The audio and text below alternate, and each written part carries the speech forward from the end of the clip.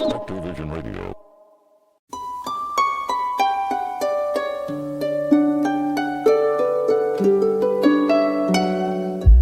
Welcome back, kiddos, to God's Ghosts and UFOs, the biggest podcast in the universe where we discuss all the things that they said weren't real. I'm Mallory Everton, and I'm here with my co-hosts Tom and Jordan. Will you say hello, boys? Hello, boys. Hello. Hello, Mallory. It is so good to have you back. We missed you so much. Yeah. Did you have a good time on your trip? I did. Okay. And I did try to find fairies, and I didn't. But That's okay.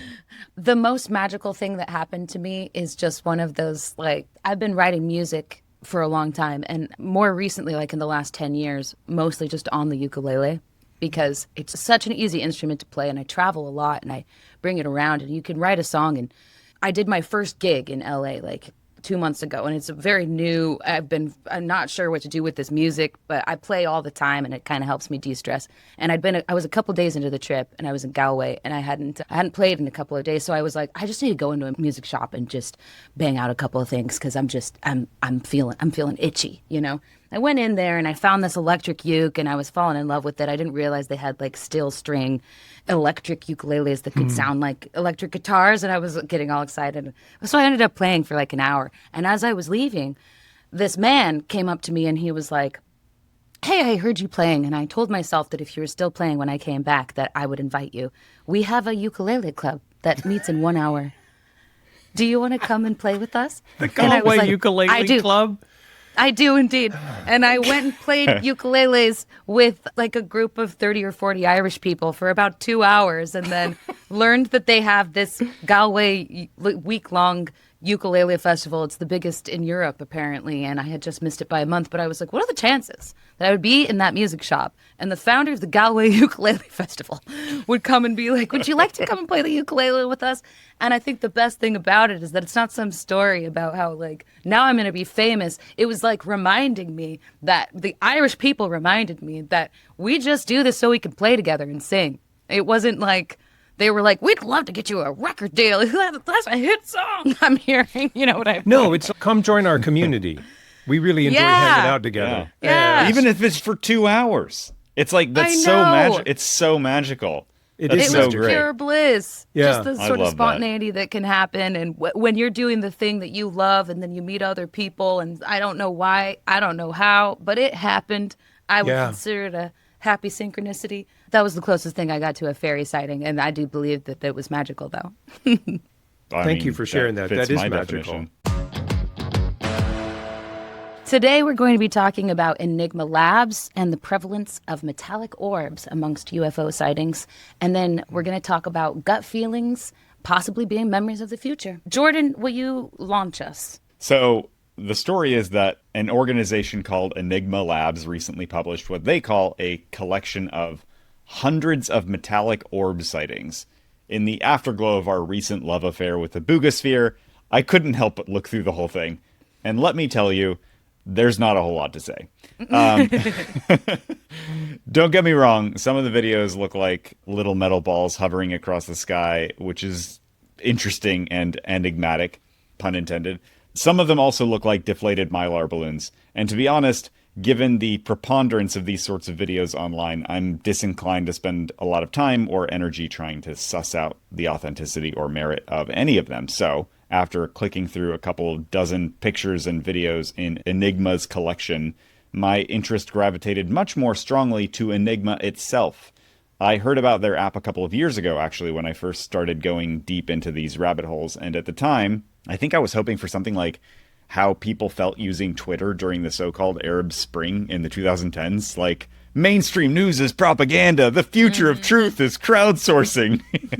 Instead, I spent a few hours over the span of maybe a week tops looking through self-reported UFO sightings. Some of them had pictures, some had videos, some just descriptions.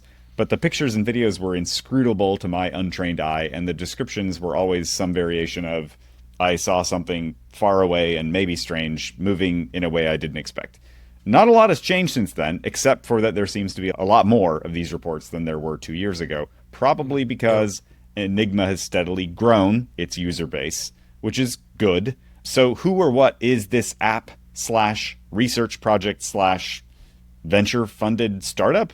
After looking through all the information they've made public, several themes emerge. First, they have funding from a fairly wide variety of sources, and none of them are the government, which they claim is very on purpose. The founders have decided to remain anonymous, and it seems fairly obvious to me that this is because the broader UFO community embarrasses them, and they're scared that if they were publicly tied to it, they would be discredited among their tech industry peers. Their bet is that if they can successfully crowdsource enough data, they can untangle the UAP mystery one thread at a time and bring the whole hairy thing back into the fold of materialism. Perhaps not in those words, but that is the gist I get. I don't mean to sound dismissive. I actually think what they're doing is really smart and cool and important.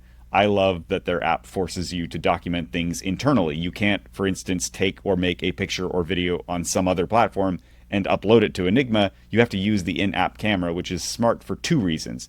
It makes hoaxing harder, and it attaches a whole lot of important metadata to each report. So as the technology gets more sophisticated, the reports themselves will become more valuable and illuminating, presumably. But there are some flags for me, and some of them might even be red. For one, while they state deep down in the FAQs that they intend to monetize with premium features for power users, they haven't done that yet, which begs the question of how they continue to stay funded. I don't like those sorts of mysteries. They make me itchy. For two, the anonymity feels cowardly. It makes the whole thing feel like a hobby or a half measure. I'm really hoping that the Overton window finally shifts far enough that people like whoever is running Enigma can summon the courage to do it openly. Finally, one of the primary benefits of this phenomenon, I think as all three of us believe, is that it tends to shove grenades into strict materialist paradigms. So I wonder how successful this sort of clinical, dispassionate approach can be in uncovering any mysteries bigger than, say, what deflated mylar balloons look like in a distant clear blue sky. I love this idea of crowdsourcing, especially when if you use this proprietary tech, right? You can't just upload whatever it is you just created, which you got, AI to create. That's meaningful. The attached metadata is meaningful. The aggregate of data is meaningful. And when I looked at the site, they were like, here's all this stuff. Here's like percentages of what was claimed and all this stuff. And of course, there's going to be outliers or people who think they see something. That's always been the case. And with this, it's impossible to go like, it was only Venus, like it used to be, where you just were like, So, all For of that is, them. all of the, for all of them. Yeah. Oh, that's great. And Venus, it reminds me. Venus gets around. Venus shows up, man. Venus shows up. Venus is putting in the work. That's it's what we call a grind set, planetary grind set. But with the metallic orbs, doesn't it feel like a flap? And doesn't it feel like the new drones? Although the drones never went away. What I immediately thought of was that if there is actual UFO phenomenon happening, which I'm pretty sure there is, it's hiding in plain sight, which is the best kind of camouflage. It's hiding amongst 1,023 videos of deflated mylar balloons, right? Or like, so many reports of these drones where you're like, well, it's a drone because it has blinking lights, so it's man-made, that's fine. But then they're like morphing, and you're like, we didn't make that. So that's kind of all gets a thumbs up for me. But yeah, where does the money come from? That's always the question, isn't it? I do think there are arguments for anonymity here that aren't particularly cowardly, but are more about trying to put the focus on the crowdsourcing of it all or avoiding a lot of the other drama that seems to crop up for people. Is it cowardly to avoid what could end up changing the story into a story about you when it's about all of us? Yeah. You know what I mean? Yeah. That's what I like most about this. What would we call this? Is this an article? It's just them publishing their data. To me, there's nothing. The only thing that I like more than a UFO experience story is an aggregate of UFO experience stories where you can cross correlate and see what they have in common. And so some of that stuff was really interesting to me. And I like that that's what they're doing. Like I heard somebody say this about scripture once, that the best way to read the Bible or the Quran or whatever is to either take a microscopic view and let specific words or phrases move your spirit, or to take a 5,000 foot view and look at the way God moves through these people and their lives over the course of decades or centuries. And this feels like that to me. It's like, it's the middle where we get all screwed up talking about all this stuff. But if we can get the high level, it's like, cherry picking chapters and verses to reinforce your own narrative is where you get lost. Which is, I think, actually, that's a fantastic analogy, because in the conversation around UFOs/UAP, so many of the narratives are buttressed by cherry picked UFO stories. So it's like, right. Oh, well, we know what UFOs are because of this story, and this story. It's like, well, yeah, but what about all the other ones? And so like that, it's funny because we just did this event on Friday night at the Philosophical Research Society with a couple of other amazing podcasters. It was like such an awesome honor. But one of the things that we noticed and we kind of talked about before we started recording today is how there were a lot of people in that room who seemed to feel pretty committed to a certain type of story. You know, like this person over here felt like the phenomenon is probably this type of thing. And then this other person over here thought maybe it's actually this other type of totally different thing. And both of them were maybe a little more certain than we felt like was justified. But it was because they were mostly focused on one type of UAP experience or story, which is that kind of cherry picking. And you can see the same thing in religions that are based on sacred texts, is that there tends to be culturally often like a cherry picking of chapter and verse to reinforce a very specific narrative, and that deviating from that narrative becomes heretical and will get you ostracized from that community. Whereas, like you said, the best way to do it is to go really, really deep on one story, which is what happens when you talk to an experiencer face to face, or take the aggregate and try to see the holistic picture.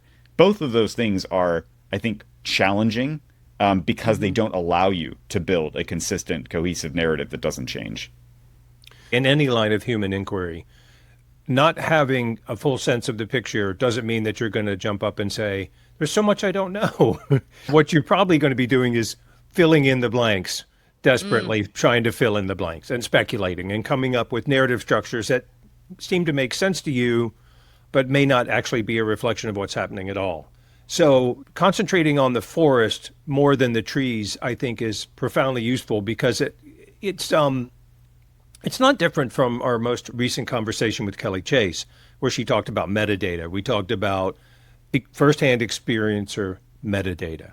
And up until only very, very recently, nobody took a look at any of that at all. Most of those were dismissed as people, for whatever reason, hallucinating or having, emotional problems or seeing Venus. Right.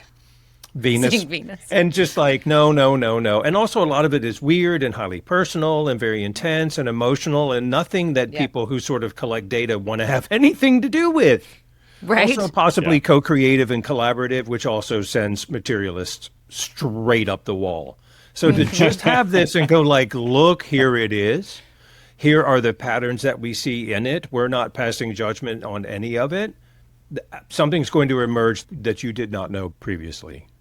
I just loved the insights. To me, it was the sexiest part of the publication. I was like, give it to me. From December of 2022 to June of 2025, the Enigma network has recorded over 8,000 orb sightings in the U.S. alone.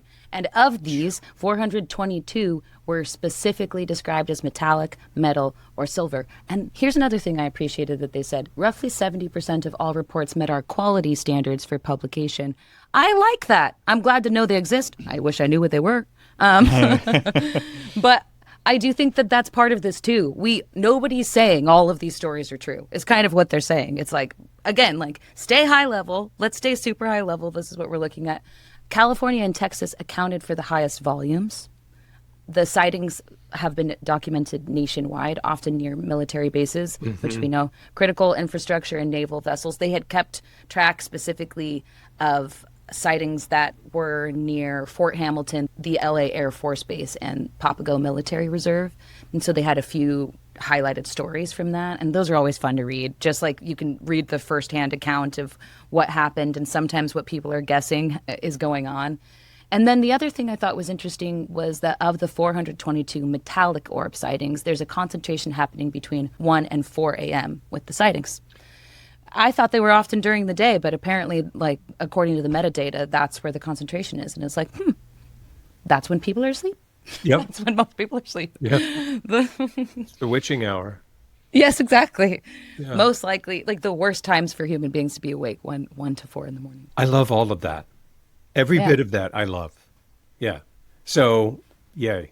That to me feels like a breakthrough. And it also feels like a gift to us from the digital revolution because Right. this wasn't available 20 years ago. Right. Maybe Close, even 10 yeah. years ago. So now we're getting to the point where instead of sitting around in armchair descriptions or passing armchair decisions on whatever this is or may be, we can just literally look at thousands and thousands of reports, look at video evidence, read experiencer accounts, and pull metadata from that. That thrills me, like that actually gives me goosebumps. I'm with you, Mal. That is the most Charles Fort on steroids, metadata aggregation and like, that's Yeah. it's a wonderful time to be alive. I feel the same way. It's making me think, what would you two say is the opposite of a materialist? Is it an idealist? Is it a dualist? Post-materialist? Well, that's a big question.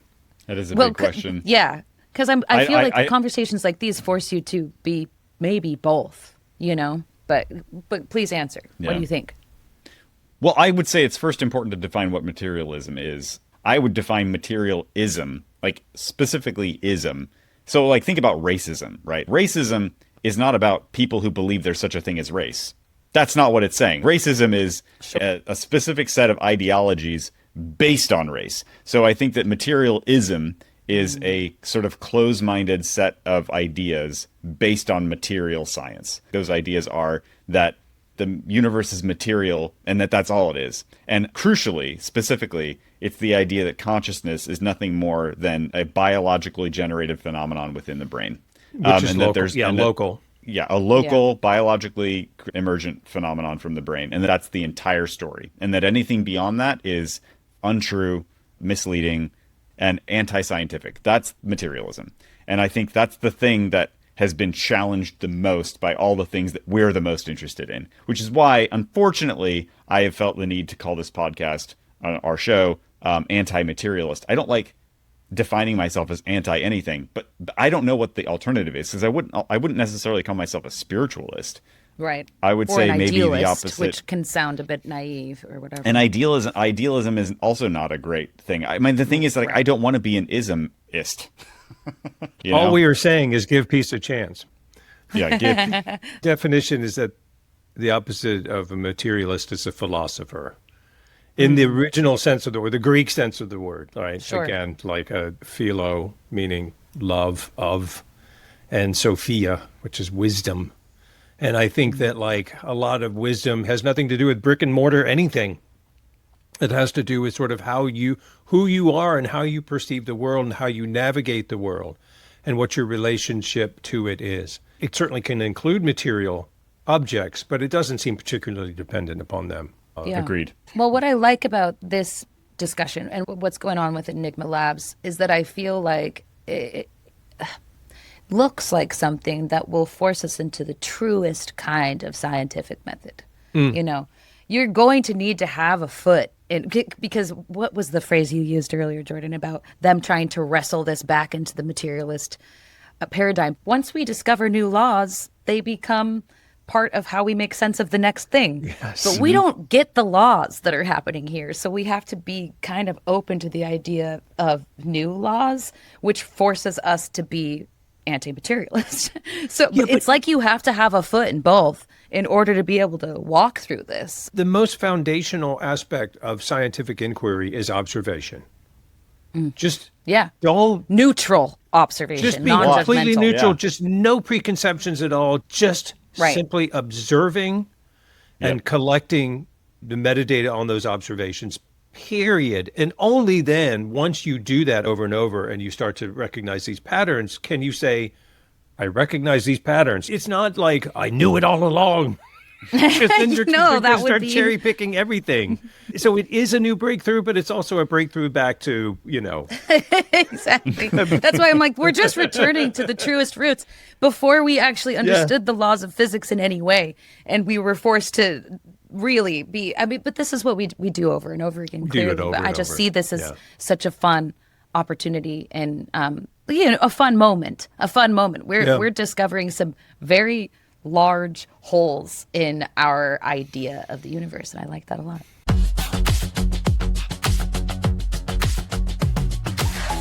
Well, surprise, surprise, we have another iteration of the kind of scientific revelation that Jordan calls materialist appropriation. Now, this moniker is both pithy and accurate, so that might hurt people's fifis. So, if that is the case, I invented a very important sounding Latin term for this phenomenon. Iam notis sed super inventus, which Google translates to already known but newly discovered. Yes. The latest mainstream publication to jump on the paranormal bandwagon, and they've been doing this kind of a lot lately, is Popular Mechanics, as evidenced by an August 12th piece called Your Consciousness Can Jump Through Time, meaning gut feelings are memories of the future, scientists say. And you can hear the stamp of approval hitting the top of the paper. I just also want to jump in here and say that nobody, and I mean nobody, can meaningfully define either consciousness or time. But you know what? We love liminal spaces, so let's just ride. Boom. Yeah. The story surrounds cognitive neuroscientist Julia Mossbridge, PhD, Senior Distinguished Fellow in Human Potential at the Center for the Future Mind and founder of the Mossbridge Institute. And she says this: it's not hard to understand precognition. It's just hard to believe for people who haven't experienced it. And precognition, of course, is knowing something that has yet to happen. Back to Mossbridge. We don't understand how time works. Even physicists are admitting they really don't know how it works. We are stuck on this idea that if you're truly scientific, you're going to think about time linearly. But is it really linear? A lot of resistance to ideas about precognition and psychic phenomena is about fear, the fear of the unknown, or the fear that things aren't the way they appear to be. Mossbridge has a history of precognition herself, starting at the age of 7, with dreams that would eventually come true. And to convince her skeptical parents, she kept a dream journal, which proved to have a remarkable degree of accuracy. Mossbridge believes that precognition, which has been proved statistically valid by numerous scientific studies, as well as work done by the CIA, is only possible because time is not linear. To demonstrate this, she teamed up with parapsychologist Dean Radin, PhD, the chief scientist at the Institute of Noetic Sciences, and associated distinguished professor of integral and transpersonal psychology at the California Institute of Integral Studies. Time is not how we experience it on an everyday level, Radin says. In quantum mechanics, time may not even be part of our physical reality. It's not that time doesn't exist, it just behaves in a much stranger way than how it is seen through the lens of human experience. It suggests there's something probably associated with our consciousness that is different from our everyday experience of time.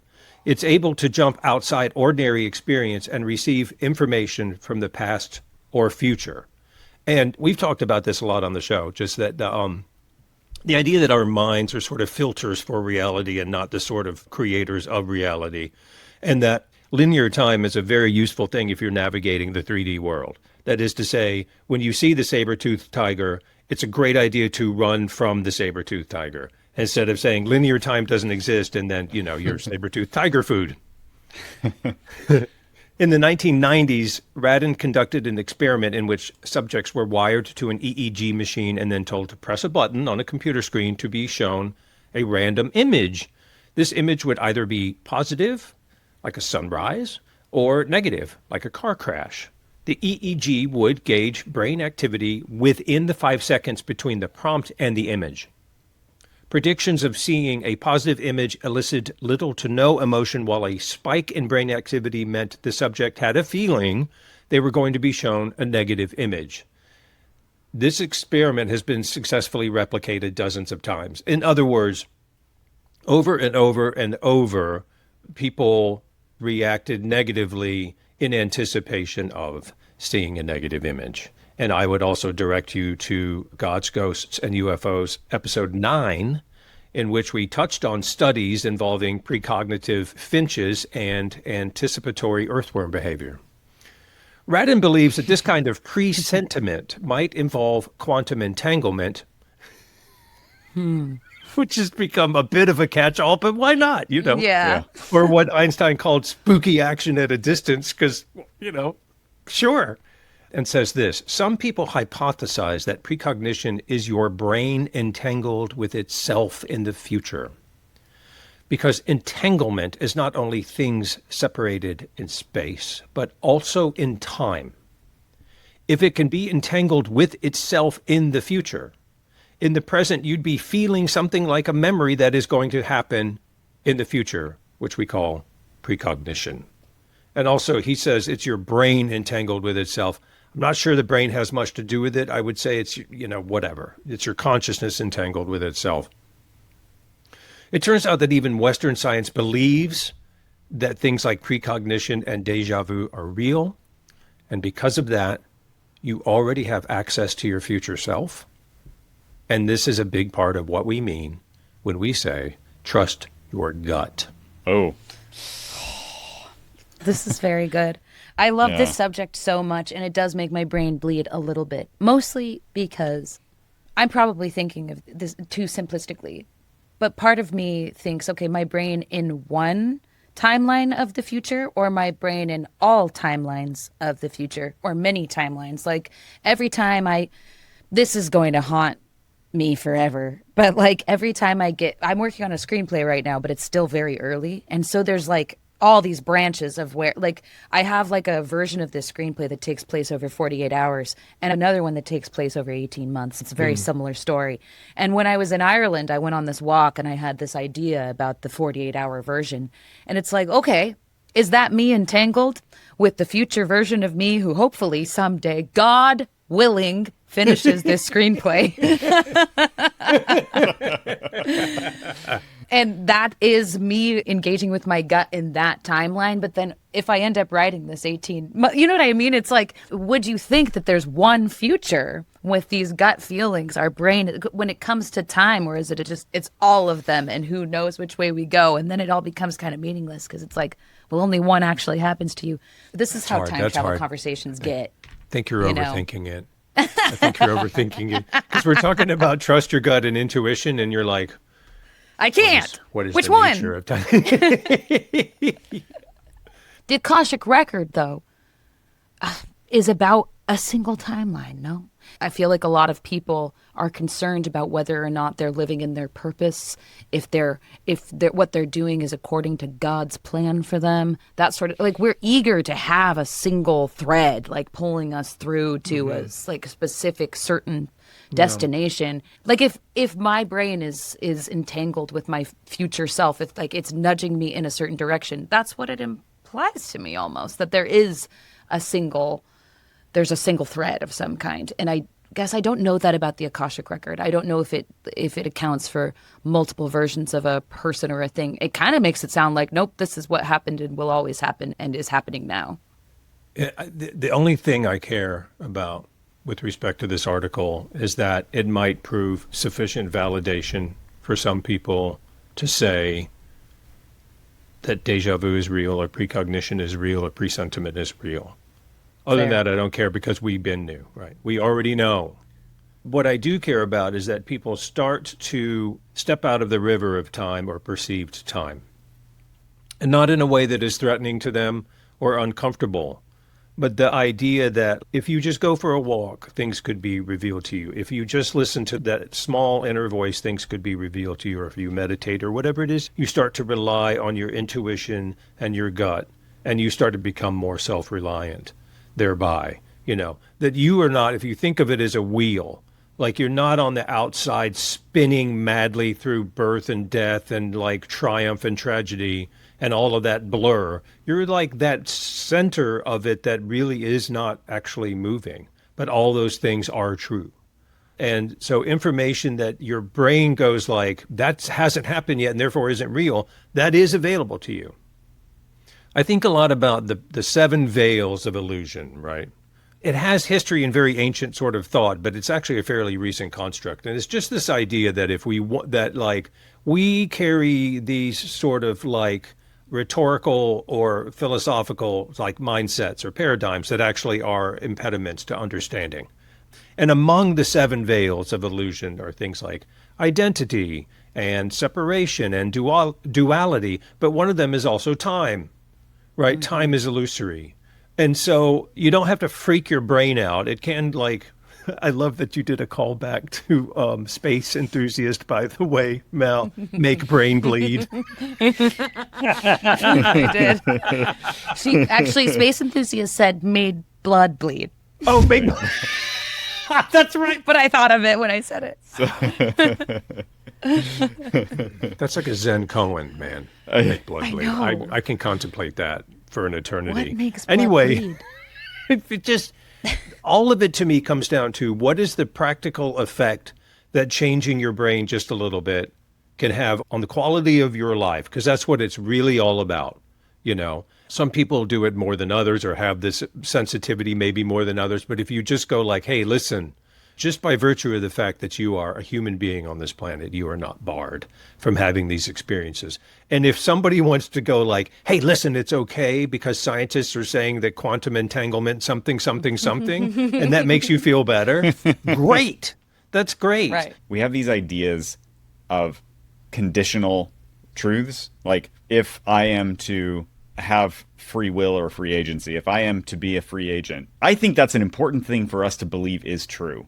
But when we make it conditional on a certain model for time, then I think we run into trouble. And I think that what ends up happening is we say, I would really prefer it to be true that I have agent of choices that matter. I would really prefer that to be true because I think that that's good. I think when you don't believe that, I think things go bad very quickly. But in order to believe that, it seems to need to be true that time runs this way or whatever. Sure. The image I had in my mind, I have a 4-month-old son who is very good at grabbing things and holding them and bringing them to his face. He's very good at this. He's very good at grasping and bringing it to his face.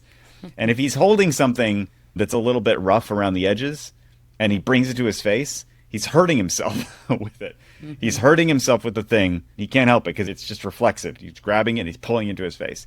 And he starts crying, but he keeps pulling it into his face and jabbing into his cheek because he can't let go of it. He can't stop doing the thing that he's reflexively doing. And, I mean, I'm not going to judge him. He's 4 months old. So I'm like, stupid kid, put down the thing. You're hurting yourself. So what you have to do is you have to kind of reach over and you gently pry it out of his hands, which he does not like either. And I have this sense of us with our ideas about time and about free will on some level and about the way that we operate in the world, the way that we exist in the world, the truths that we are seeking, that we have our ideas about them and we have a tendency to do this with them. And, this hurts. Yeah. I can't. Yeah. And our experiences or God or whatever you want to call it is just sort of gently prying them out of our hands.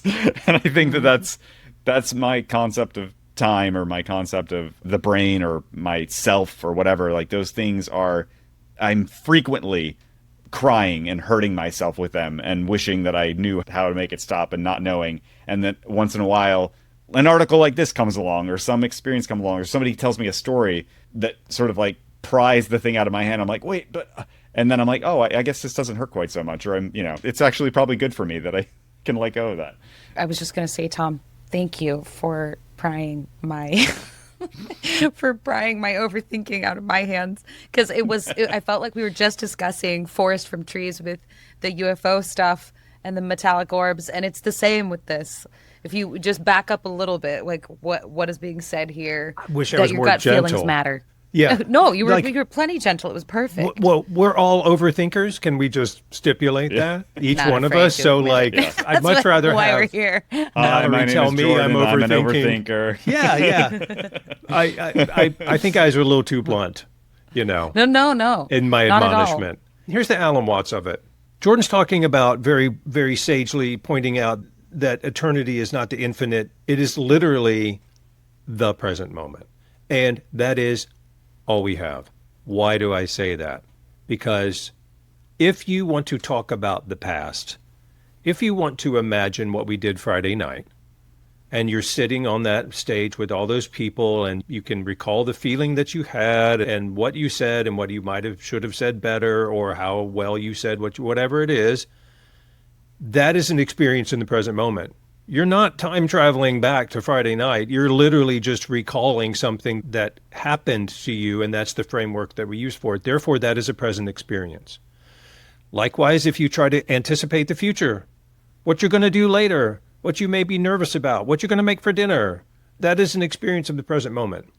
So, like, we try to time travel all the time. We try to go back to the past through regret. We try to travel to the future through anxiety.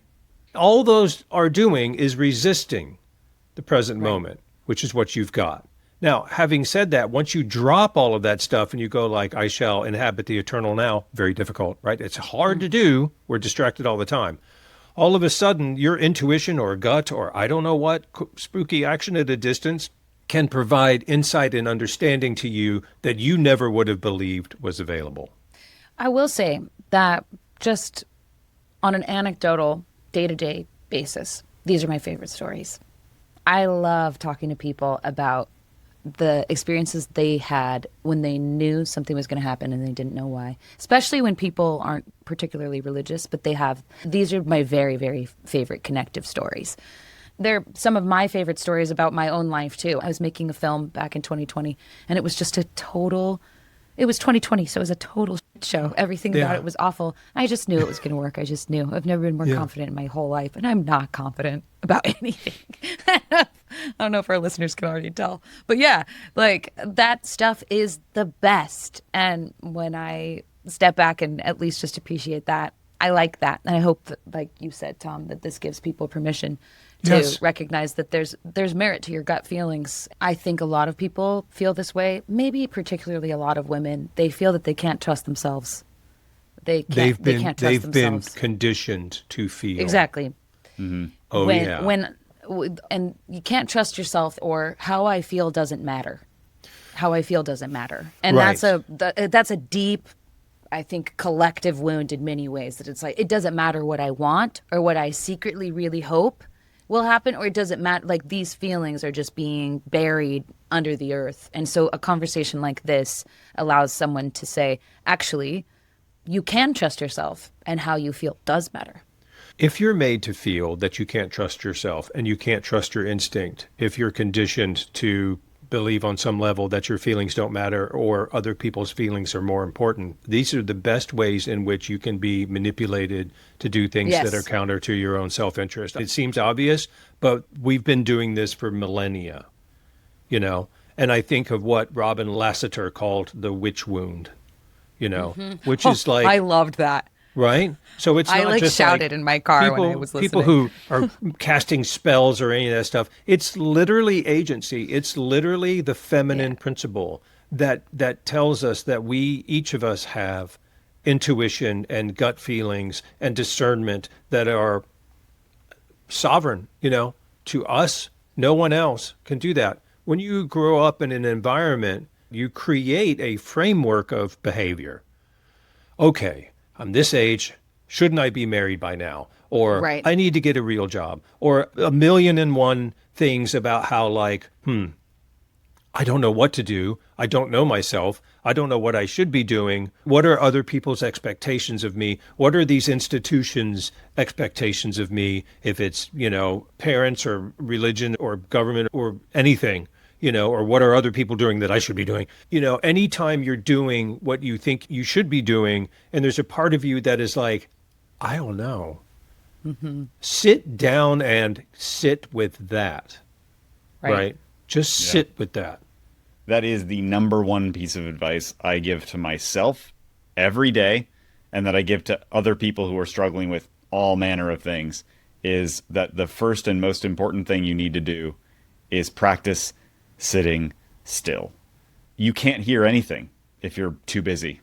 Like you said, Tom, the quickest way, the most effective way to manipulate anybody is to say, don't trust yourself, trust me. We're too ready to do that because it's hard. It's hard to trust yourself. It's hard to listen, because in order to listen, you have to be willing to do that very, very hard thing, which is in the moment of greatest discomfort and greatest anxiety, you have to just sit still. and listen and believe that you'll feel something, you'll understand something a little bit better than you do now. Not all your problems are going to get fixed. You're not going to have the way is not going to roll out in front of you in like a perfect golden harmony, but you will have more than you had before you sat down. You will get a little bit more light, a little bit more of that gut feeling, a little bit more of that direction than you had before you sat down.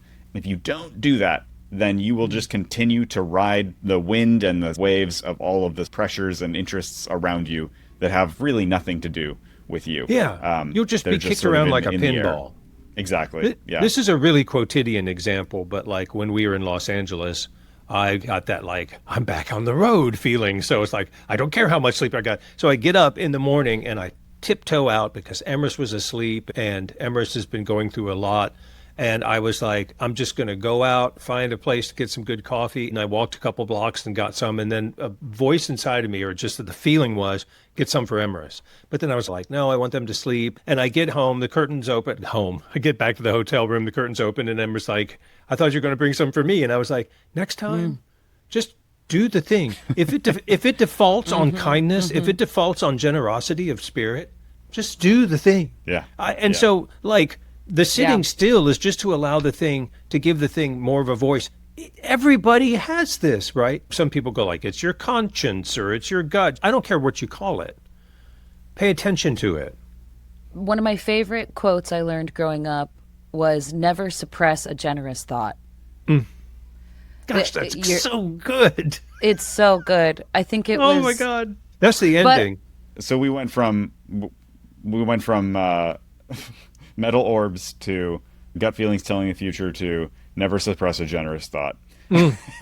That's what I love about this show. I felt like I received some beautiful sermons today, so thank you so much. I also just wanted to share a quote with you both. This one has gotten me through some twisty woods. Your soul knows the geography of your destiny. Your soul alone has the map of your future. Therefore, you can trust this indirect, oblique side of yourself. If you do, it will take you where you need to go, but more important, it will teach you with a kindness of rhythm in your journey. It's John O'Donohue. I love your that. soul knows the geography of your destiny. And so one of my mantras is, the map is inside you. The map is inside you. You know? I thought you'd ended it, but now you just ended it. That quote, dude. Oh my God, dude. Okay. This is okay again. Hey, there are three of us. There are always at least three endings. If you're new here, be sure to check out our Substack, where you can find a lot more cool stuff and share your own stories with us. Just head over to godsghostsufos.com or find the link in the description. Also, a quick reminder that no matter where you're listening, reviews really, really help other people find the show. So, hint, hint, please leave us one. All right, thanks again. See ya.